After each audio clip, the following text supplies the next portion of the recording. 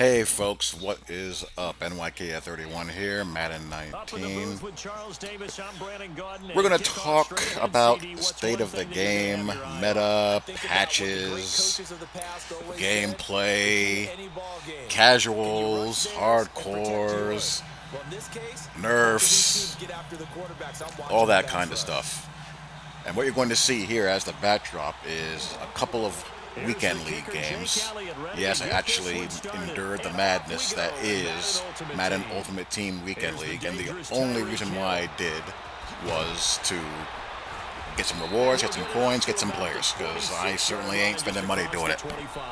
And you're going to see what you'd expect to see as far as what you're going to face. You're going to face, the meta du jour. Both these opponents are going to play 3-3-5 crossfire in abundance. One game I'll be able to block it fairly consistently. Another game I won't be able to do it, even though I'm making the exact same blocking adjustments. And, that, if I had to describe the game right now in one word, it would be unstable. And what I just said brings up or highlights that lack of stability. When you don't know how the mechanics of the game are going to function on a down-to-down or game-to-game basis, that creates a problem. On offense, he's doing the Patriots playbook. Levels sail out of trips tight end. He's going to be doing gun bunch. He's going to be doing split close. Both opponents will be doing that. That's just what you're going to get. Now, when it comes to, the gameplay updates, the patches that have been done so far, we've gotten, I believe, 3 already. There's going to be additional updates on the way. The general consensus is, at least in the Twitter sphere, is that the patches are the reason for the instability as far as the game is concerned. You went from a game at launch where RPM and one cut was pretty prominent. Guys are struggling to run the ball because of it. Guys were having a hard time with their user-controlled player because of it. Getting frustrated, they could not cover multiple routes at multiple depths at the same time. They were getting frustrated with running into their blockers because they were prematurely sprinting and they couldn't change directions on a dime with their backs and receivers. Their cover 2 safeties were getting bombed over the top because they were bringing them close to linebacker depth. And as a result, we have a game like right now, I can barely tell that RPM is even there anymore. When the game first came out, it took a few days to get comfortable with how the one-cut mechanic works with different backs depending on their juke rating, their acceleration, the style of back, all of that. You saw the videos guys were doing when the game first dropped with comparing how a guy like Derrick Henry would cut and change direction compared to an Alvin Kamara. That's gone. All you need to do now is just need to run stretch with Ricky Williams or inside zone with Ricky Williams, spin a couple of times, and you're on your merry way. And what did that end up doing? That ended up narrowing the skill gap again. Now, I don't have a problem with patches in and of themselves, depending on what they're trying to accomplish. There were a lot of bugs that needed to be addressed. Things like contain rushers being unable to be blocked had to be fixed. Match coverage logic had to be addressed. Targeting in the run game, particularly against odd fronts, had to be fixed as well. And there are still fixes that need to be done in addition to what was done to those things. But I think the problem is, where I think you run into problems with patches is a couple of things. One, your solution to what those problems are to begin with, and two, when you get away from cleaning up bugs and glitches and gravitate towards making changes to the game to make things easier for people who are complaining, that's where I think you run into a whole host of issues. An example would be the agility and the jumping thresholds that we now have for these defenders. What was happening? Guys are trying to lurk every single route in the middle of the field, running around like a chicken with their head cut off with backers and safeties and getting frustrated because they were getting high load over the middle of the field. Well, that's what's supposed to happen. If you don't know what you're doing, if you can't read routes, if you can't diagnose a play, and you attack shallow and there's a route developing over your head, that's your ass. That's the sport. That's what happens down after down after down on every football field at every level. But because of the complaining, what do we have now? Defenders jumping out of their shoes again, user players being able to get away with being reckless with their users, and as a result, being able to get away with aligning their defenses in the most unsound ways you could possibly imagine. You saw in this game, I was finally able to bomb over the top on a safety brought way inside, when the previous 2 times that I tried it, I got INT'd. And what does stuff like that do? It narrows a skill gap again. And everything just compounds itself. Because the patches, they don't address the core issue. The pass protection logic is a good example. When one glitch blitz gets patched, a new one arises to take its place. When that one gets patched, another one arises to take its place.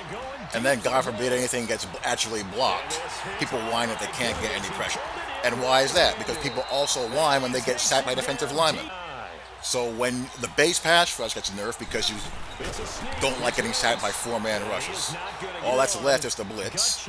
And when the blitzes get picked up, what's left next is finding ways to exploit the blocking logic to get blitzes in that should be able to get picked up between the mechanics that we have in the game, but because the lineman targeting logic is faulty, they don't consistently do it, and you just get this repetitive mess of monkey see, monkey do, head-to-head gameplay, because due to the fact that the game mechanics are not consistently stable, there's only a handful of things that you can do to counter what people are doing to you. Like, I know what this guy wants to do to me as far as how he wants to play defense, but I have no choice but to max protect every single play to block a 5-man rush. So I can only run 3 out, maybe 4 occasionally, but most of the time it's 3 out, and you just don't have a whole heck of a lot of options. So when you combine watering down the game and the balancing issues that they have in fixing AI and game mechanic problems, you end up with a game that's very idiot-friendly. Guys will just mindlessly run 3-3-5 crossfire, or they'll mindlessly run HB wheel, or pat sail, and they'll have no clue how to make a bona fide legitimate progression read. And a lot of guys do want to play like that. They do want to play a game that's easy. And what ends up happening is you get these Twitter battles between the casuals and the hardcores, the sims and the competitives, each side bickering with each other as far as who's to blame, when really, you know, there's more than enough blame to spread around. But ultimately, the game has to get back to its core. Whether you're a sim guy, competitive guy, each segment of the Madden playing population that considers themselves a hardcore, dyed-in-the-wool football guy, they just want things to work on a logical base level. You don't need to be someone like, you know, myself. You don't have to be someone like myself that's really heavy into X's and O's and schematics. But you should have a basic understanding of, you know, what you should be able to do, or what you should attempt to be doing against certain looks that you're seeing, whether you're on offense or defense, in order to have some degree of success.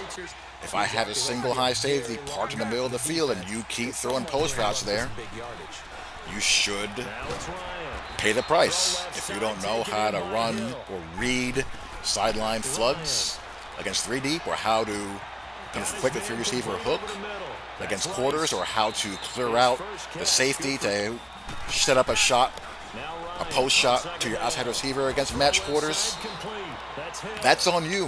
Figure it out. Get better. That's what the game should be about. That's what the game should be focused on. The core mechanics and its core gameplay audience. this compartmentalization approach that they've taken, sim, competitive, hardcore, casual. Let's have a big tent that everyone can fall into and pick up and play and mindlessly copy and exploit the meta. It's an approach that's not working because everything just ends up crossing over into the other. I believe, Rex Dixon's approach was the correct one. Rex was a guy who was all about the core gamers and the core on the field experience. If you ever watched him during one of his streams when he was still there, he would stress that over and over and over again. Love him, hate him. I believe that Rex was one of our biggest advocates. Whether you're a hardcore, quote-unquote, sim guy, a hardcore competitive guy, he was all about the core. The game is too much about Timmy Credit Card and Johnny Casual right now.